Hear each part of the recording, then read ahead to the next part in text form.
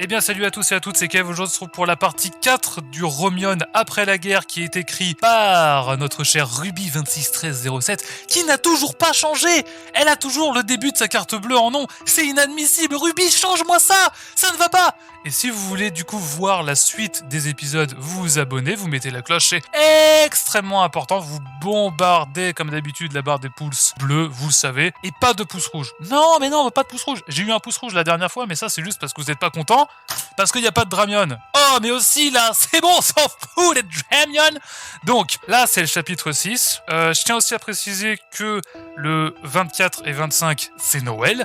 Et donc du coup, comme c'est Noël, donc Noël écrit N-O-W-E-L, hein, Noël. Il n'y aura pas de fanfiction ces jours-là, c'est logique. Pas de vidéo, pas de live, rien, que dalle, pas de cadeau, Nick Taras.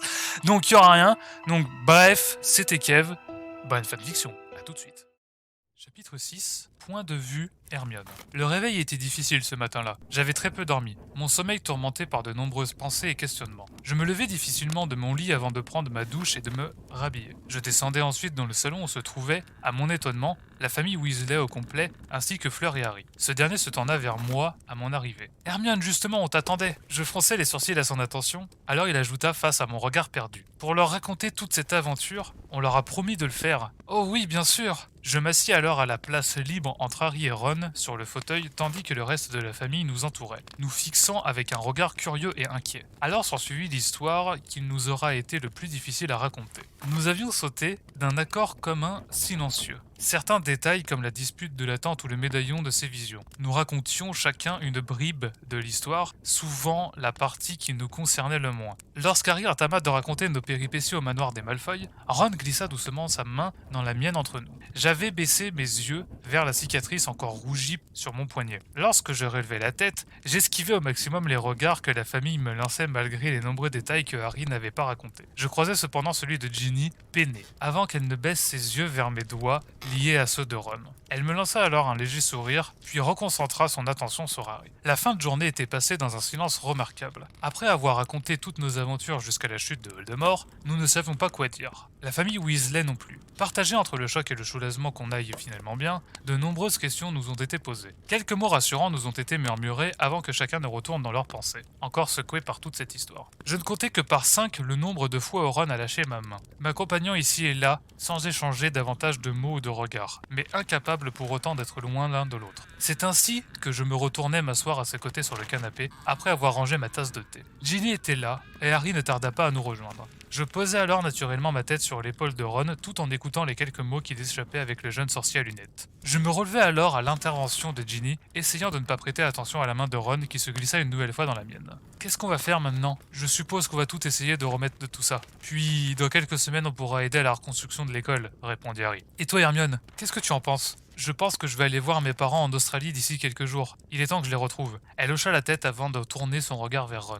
Et toi, Ron? Je vais profiter de ces vacances pour passer du temps avec ceux que j'aime. Ginny hocha la tête en souriant tendrement. Je ne pouvais ignorer la main de Ron qui resserrait la mienne à la fin de sa phrase. Ginny regardait alors au fond de la pièce en soufflant. Je me demande comment ça va être l'année prochaine. Je n'y retournerai pas. Tous nos regards se relevèrent alors en direction de Harry. Il ajouta alors: je ne sais pas, je m'imagine pas retourner là-bas après tout ça. Je suis d'accord, ajouta Ron.